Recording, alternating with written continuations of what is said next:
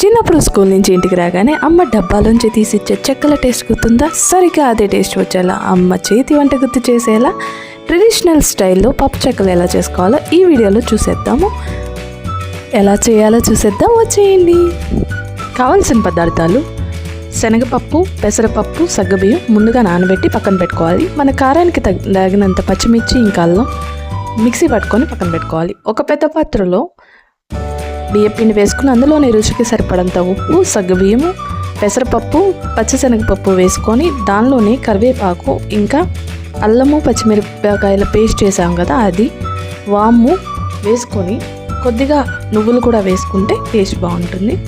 వేసుకున్న తర్వాత కొద్దిగా వేడి నీళ్ళు పోసుకోవాలి. ఇది సీక్రెట్ అండి, ఎందుకంటే చెక్కలు గట్టిగా రాకుండా గుల్లగా రావాలంటే హాట్ వాటర్ ఇంకా నెయ్యి కూడా యాడ్ చేసుకుంటే గుల్లగా వస్తాయి. ఇప్పుడు అసలు ప్రాసెస్ స్టార్ట్ అవుతుంది. ఇవన్నీ వేసిన తర్వాత చక్కగా కలుపుకోవాలి.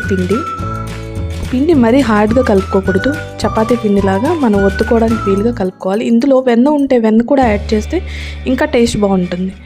తర్వాత కలిపేసిన తర్వాత వీడియోలో చూపించినట్టు చెక్క ఒత్తుకోవడానికి వీలయ్యేంత వరకు మనం కన్సిస్టెన్సీ చూసుకొని కలుపుకోవాలి.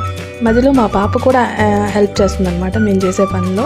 తర్వాత ఆయిల్ హీట్ చేసి బాగా ఓవర్ హీట్ అవ్వకుండా మీడియం ఫ్లేమ్ మీద పెట్టుకొని చెక్కలను వేసేసుకొని గోల్డెన్ బ్రౌన్ కలర్ వచ్చే వరకు వేయించేసుకొని తీసేసుకొని తినేయడమే. ఇటువంటి ఫెస్టివల్ అయినా మనం లేదన్నా మనం బయట కొనుక్కోవాలన్నా కష్టమే కాబట్టి మన ఇంట్లోనే ఈజీగా అలా చేసేస్తే చాలా బాగుంటాయి, ఎక్కువ రోజులు నిల్వ ఉంటాయి. బయట కొనుక్కునే వాటికన్నా కూడా మనం ఇంట్లో చేసుకునే చాలా టేస్టీగా ఉంటాయి. మీకు నచ్చితే వీడియో ట్రై చేయండి, మీకు ఎలా కుదిరిందో కామెంట్ చేయండి. ఇలాంటి మరిన్ని వీడియోస్ కోసం నా ఛానల్ని సబ్స్క్రైబ్ చేసుకోండి. Thank you so much for watching.